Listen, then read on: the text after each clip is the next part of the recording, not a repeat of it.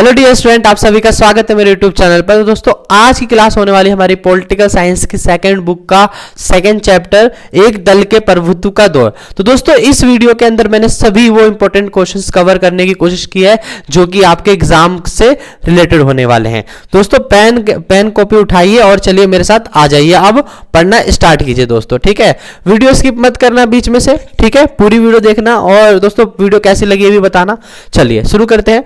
भारत में लोकतंत्र को स्थापित करने की या स्थापित करने में किन प्रमुख चुनौतियों का सामना कराना पड़ा। ठीक है, मतलब भारत के अंदर लोकतंत्र को स्थापित करने के लिए किन समस्याओं का सामना करना पड़ा। दोस्तों पहला ही पॉइंट क्या है, गरीबी और निरक्षरता। क्या, गरीबी और निरक्षरता। ठीक है, देखो चुनाव में बड़ी संख्या में गरीब और निरक्षर मतदाता थे जिससे लोकतंत्र पर संदेह उठा। क्यों दोस्तों, उस समय नया नया ही भारत आजाद हुआ था और ब्रिटिश गुलामी से आजाद हुआ था। उसके बाद भारत के अंदर गरीबी, अशिक्षा, अनएजुकेटेड लोग काफी ज्यादा थे। ठीक है, अगला पॉइंट है सार्वभौमिक मताधिकार। देखो सार्वभौमिक मताधिकार का प्रयोग जोखिम भरा था क्योंकि उस समय दुनिया के धनी लोगों में ही केवल क्या था, लोकतंत्र था। तीसरा पॉइंट स्थगन होना। चुनाव 2 बार स्थगित हुआ और अंततः 1951-52 में मतदान हुए। 2 बार क्या हुए, स्थगित हुए। उसके बाद आखिरी में कब हुआ, 1951 में। 1951-52 का चुनाव कहा गया।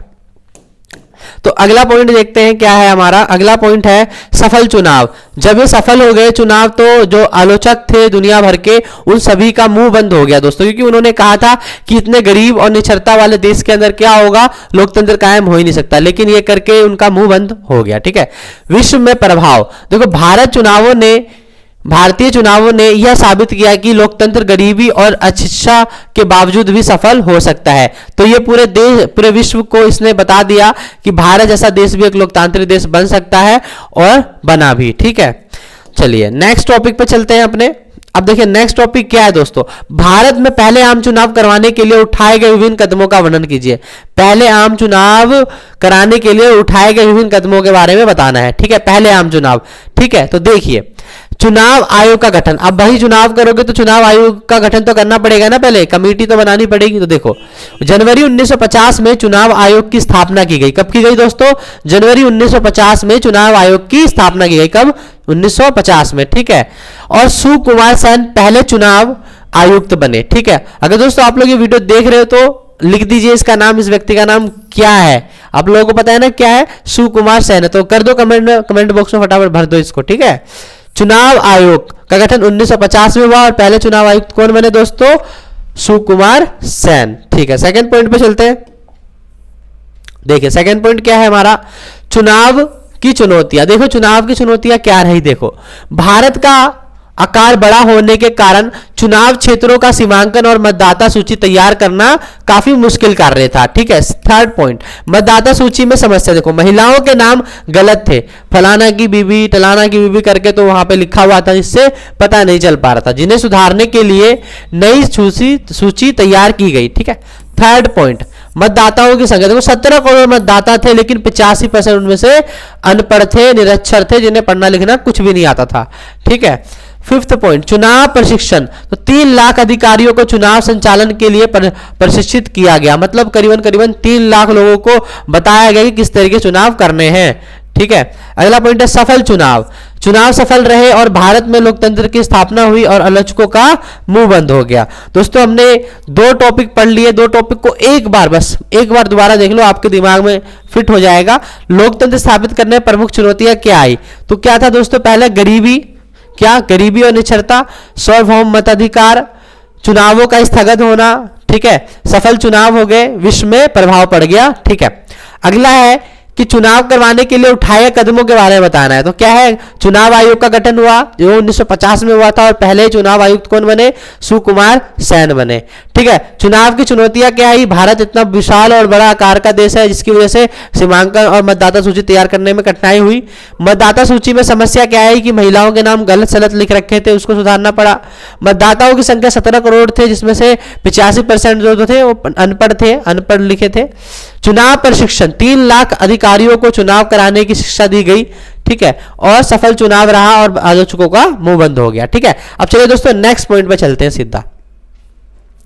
आइए अब नेक्स्ट पॉइंट क्या है कि कांग्रेस किन अर्थों में एक विचारात्मक गठबंधन थी? कांग्रेस किन अर्थों में एक विचारात्मक मतलब आइडियोलॉजिकल आपका अलायंस था? देखो पहला, विविध विचारधाराएं। देखो कांग्रेस के अंदर अलग अलग विचारधाराओं के जो नेता थे वो समाहित थे, जैसे कि क्रांतिकारी, शांतिवादी, वामपंथी, दक्षिणपंथी, रेडिकल, नरमपंथी, गर्मपंथी, ये सारे विचारक के जो नेता थे इसके अंदर शामिल थे। ठीक है।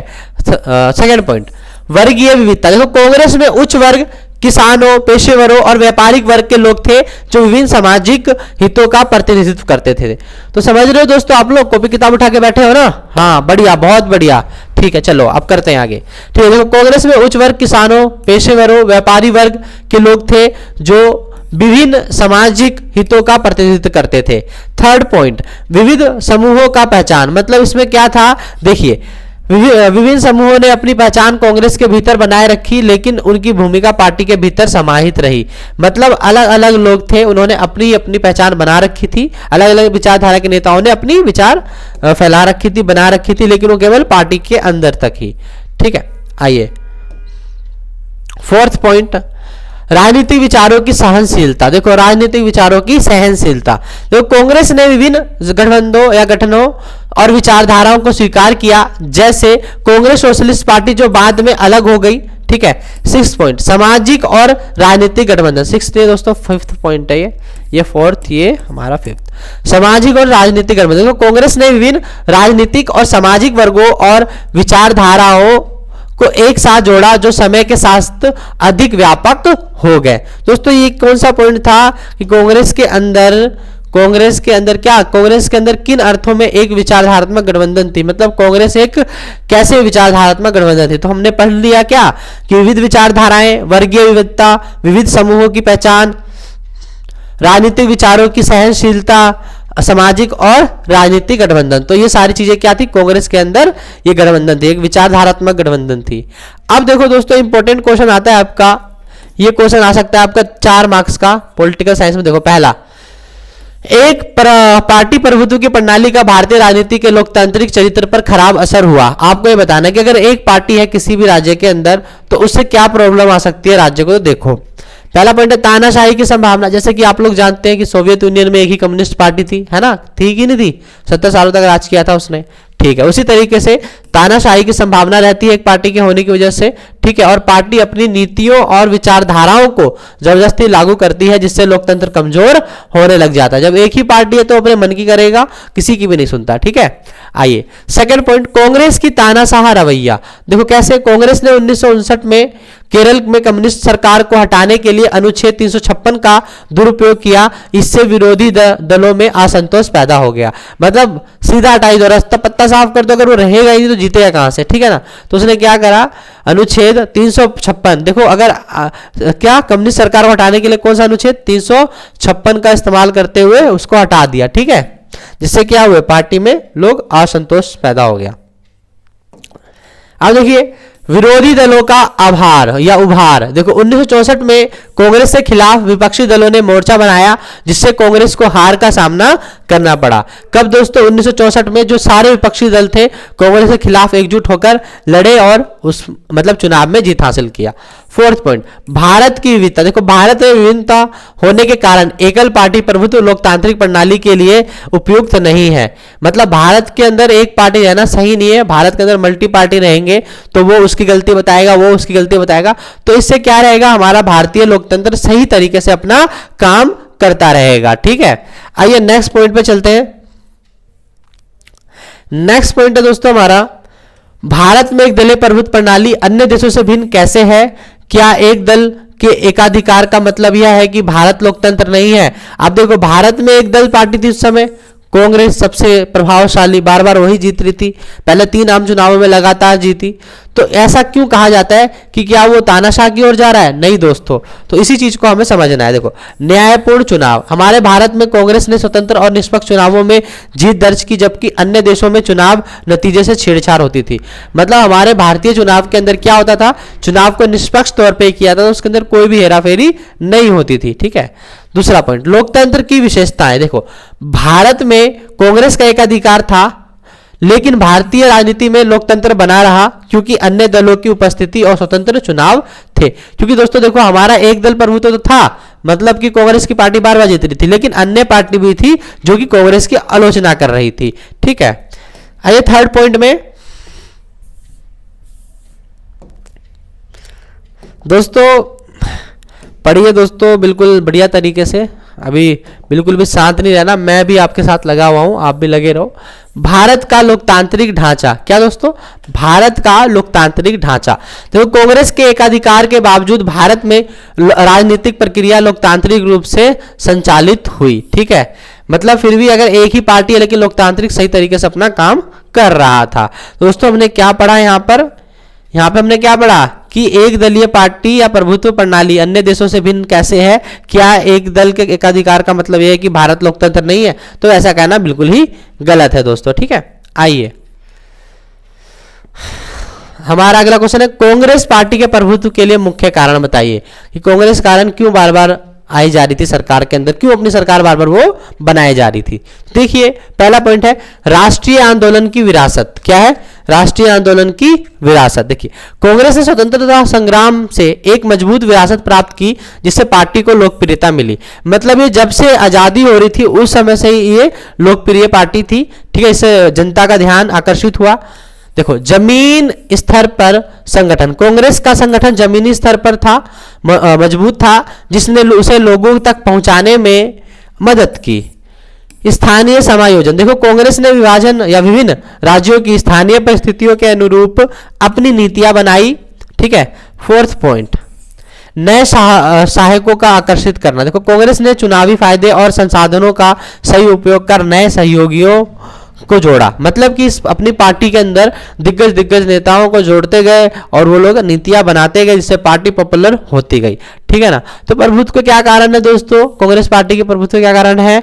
राष्ट्रीय आंदोलन की विरासत, जमीन स्तर पर संगठन, ठीक है, स्थानीय समायोजन, नया सहायकों का आकर्षित करना। तो ये हमारे 4 पॉइंट है दोस्तों, याद कर लो बिल्कुल अच्छे से। ठीक है, 4 मार्क्स का क्वेश्चन बन सकता है ये आपका। अगला पॉइंट हमारा, क्या एक दलीय युग में विपक्ष ने सही भूमिका निभाई? मतलब जैसे अगर कांग्रेस पार्टी थी तो अन्य पार्टी थी, क्या उसने सही तरीके से अपना काम किया, ये बताना है दोस्तों। ठीक है, तो देखो नीतियों की आलोचना। अब आप लोगों को पता है कि कोई भी सरकार कोई नीति बनाती है तो विपक्षी दल उस नीति को क्या करता है? आलोचना करता है, बताता है कि इससे ये दिक्कत है, इससे वो दिक्कत है। ठीक है, तो देखो विपक्ष ने सरकार की नीतियों की आलोचना की जो लोकतांत्रिक चरित्र बनाए रखने में मददगार मिलती है। ठीक है, इससे क्या होता है कि भाई हम कोई भी फैसला लेता है, संसद कोई फैसला लेता है तो विपक्षी दल उससे बोलता है और वो जो फैसला होता है वो निष्पक्ष रूप से लिया जाता है, जिसके कारण हम बोल सकते हैं कि लोकतंत्र बढ़िया तरीके से चलता है। लोकप्रियता बढ़ी, तो धीरे धीरे विपक्ष ने लोगों में लोकप्रियता हासिल की और सत्ता पर दबाव डालना शुरू कर दिया। मतलब लोगों की बात लेकर सरकार तक पहुंचाने के लिए जो माध्यम लगता है वो विपक्षी दल होता है। ठीक है ना, और विपक्षी दल के द्वारा जो सरकार को बोला जाता है उससे क्या होता है? विपक्षी दल और लोकप्रिय हो जाती है।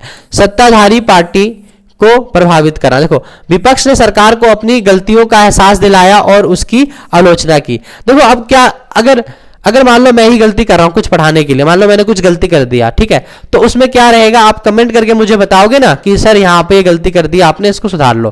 देखो तो विपक्ष जो सामने वाला होता है वो हमें हमारी गलतियां बताता है। तो विपक्ष का होना पार्टी के अंदर बहुत जरूरी है, मतलब सरकार के अंदर विपक्ष का होना जरूरी है। जिस दिन विपक्ष खत्म हो गया उस दिन भारत से लोकतंत्र भी खत्म हो गया। ठीक है, अब देखिए नेक्स्ट पॉइंट, नेक्स्ट है हमारा पॉइंट, भारत की कांग्रेस पार्टी के प्रभुत्व अन्य देशों में एक दलीय प्रभुत्व के उदाहरणों से किस प्रकार अलग है? मतलब देखो हमारा जो भारतीय लोकतंत्र है, भारत का जो एक दलीय प्रभुत्व है कांग्रेस, तो ये दूसरे देशों से कैसे अलग है हमें ये बताना है। अभी जैसे हमने ऊपर पढ़ा, तो देखो आओ, भारत की कांग्रेस पार्टी का प्रभुत्व अन्य देशों में एक दलीय प्रभुत्व के उदाहरण से किस प्रकार भिन्न है? तो देखो दोस्तों 4 मार्क्स का बनेगा ये क्वेश्चन, इंपॉर्टेंट। देखो लोकतांत्रिक प्रक्रिया, भारत में कांग्रेस का प्रभुत्व लोकतंत्र की कीमत पर नहीं था। यहां निष्पक्ष चुनाव हुए जिसमें विभिन्न दलों ने भाग लिया और चुनाव परिणाम स्वीकार किए गए। देखो विभिन्न दल, अब फिर बोल रहा हूं एक दलीय का मतलब क्या कि एक ही दल बार बार जीत रही है, ठीक है ना, लेकिन विपक्षी दल यहां पे मौजूद थे जिससे निष्पक्ष चुनाव हुए। बहुदलीय व्यवस्था, देखो भारत में बहुदलीय व्यवस्था है, जबकि अन्य देशों जैसे चीन, रूस में कोई पार्टी नहीं है, एक ही पार्टी थी, है ना, कम्युनिस्ट पार्टी। एकल पार्टी व्यवस्था थी। थर्ड पॉइंट, सेना हस्तक्षेप का अभाव। देखो भारत में एक पार्टी का प्रभुत्व बिना सेना हस्तक्षेप के था, जबकि म्यांमार और बेलारूस में सेना हस्तक्षेप था। तो वैसे पाकिस्तान में भी सेना हस्तक्षेप होता रहता है, आप लोगों को आगे के चैप्टर में पढ़ने को मिलेगा, ठीक है। फोर्थ पॉइंट, लोकप्रियता और संगठन। अब देखो कांग्रेस की लोकप्रियता भी थी क्योंकि इसने आजादी के समय से लोगों के लिए काम किया। कांग्रेस का प्रभुत्व, उसकी लोकप्रियता स्वतंत्रता संग्राम में भूमिका और सुसंगठित पार्टी की वजह से था, जो अन्य देशों से बिल्कुल दोस्तों क्या था, अलग था। बहुत बढ़िया दोस्तों, यहां तक आप लोग पहुंच गए हो तो आपको मैं बोलूंगा वेरी गुड, ठीक है। आप लोग गुड के अधिकारी हो, ठीक है। देखो पहले 3 आम चुनाव में कांग्रेस पार्टी का प्रभुत्व किस प्रकार में लोकतांत्रिक व्यवस्था स्थापित करने में सहायक रहा। पहले 3 आम चुनाव, देखो आप लोगों को पता है कांग्रेस पहले तीनों आम चुनाव में बहुत भारी मतों से जीता था। तो ऐसा कैसे हुआ, देखो पहला क्या हुआ, निष्पक्ष चुनाव। क्या है, निष्पक्ष चुनाव। पहले 3 चुनावों में कांग्रेस ने निष्पक्ष चुनावों में अन्य दलों को पराजित किया और लोकतांत्रिक प्रक्रियाओं को बनाए रखा, ठीक है। निष्पक्ष चुनाव हुए जिसकी वजह से लोकतांत्रिक कायम रहा, ठीक है। अगला पॉइंट है स्वाधीनता संग्राम की भूमिका। अब जो कांग्रेस थी वो अपनी सफलतापूर्वक पार्टी को कैसे जीत रही थी बार बार, क्योंकि वो स्वतंत्रता संग्राम में अपनी अग्रणीय भूमिका और संगठित पार्टी थी। तीसरा पॉइंट, दूसरे देशों से भिन्नता। देखो चीन, क्यूबा, म्यांमार, बेलारूस एक दल के प्रभुत्व संविधान या सैन्य ताकत द्वारा स्थापित हुआ था, जबकि भारत में यह लोकतांत्रिक चुनावों द्वारा होता है। मतलब वहां पे सेना के चीफ कमांडर खड़े हुए और वो बन गए प्रधानमंत्री। लेकिन भारत के अंदर ऐसा कुछ भी नहीं है। भारतीय जनता वोट दी और उसको अपने मतलब पहले प्रधानमंत्री जवाहरलाल नेहरू जी को चुना गया, ठीक है। क्या हो गया भाई, चल का है नहीं रहा, चल गया। चलिए देखिए, भारतीय कम्युनिस्ट पार्टी के 4 विशेषता बताना है। भारतीय कम्युनिस्ट पार्टी के आपको 4 विशेषता बताने हैं। देखो दोस्तों 4 विशेषता बता देंगे भारतीय कम्युनिस्ट पार्टी के 4 विशेषता। पहला क्या, हिंसक विद्रोह का समर्थन। जो कम्युनिस्ट पार्टी थी मकप्पा, ये मकप्पा भकप्पा हिंसक विद्रोह का समर्थन करती। भारतीय कम्युनिस्ट पार्टी ने हिंसक विद्रोह को बढ़ावा दिया। बोल्शेविक क्रांति से प्रेरणा। देखो यह रूस की बोल्शेविक क्रांति से प्रेरित थी। साम्यवाद का समर्थन। पार्टी ने देश की समस्याओं के समाधान के लिए साम्यवाद की राह अपनाने की पक्षधरता की। हिंसक क्रांति का त्याग। देखो स्वतंत्रता के बाद पार्टी ने हिंसक क्रांति का रास्ता छोड़कर आम चुनावों में भाग लेने का निर्णय लिया। तो ये दोस्तों कुछ कम्युनिस्ट पार्टी की विशेषता थी। इसी के साथ जो हमारे चैप्टर खत्म होते हैं दोस्तों, और आप जैसा मैंने वादा किया था उसी तरीके से मैं अपना काम लगातार करते जा रहा हूं। देखो सुबह हो या शाम, सर्दी हो या खांसी बुखार हो या जुकाम, दोस्तों मैं हर वक्त आपके लिए अवेलेबल हूं। कमेंट बॉक्स में कमेंट कीजिए कि आपको कौन सी वीडियो तुरंत चाहिए, मैं आपके लिए बना के लाऊंगा। वैसे हमारी सीरीज तो चल रही है, पॉलिटिकल हिस्ट्री सब चल रही है दोस्तों, आप देखो प्लेलिस्ट मैंने बना दिया है। अगर आपको और कोई इंक्वायरी हो इससे रिलेटेड, चैप्टर से रिलेटेड, तो प्लीज कमेंट बॉक्स में कमेंट कीजिए और इस वीडियो को अपने दोस्तों, भाईजनों और सब में शेयर कर दो दोस्तों, ठीक है। थैंक यू दोस्तों, वीडियो को लाइक करना मत भूलना।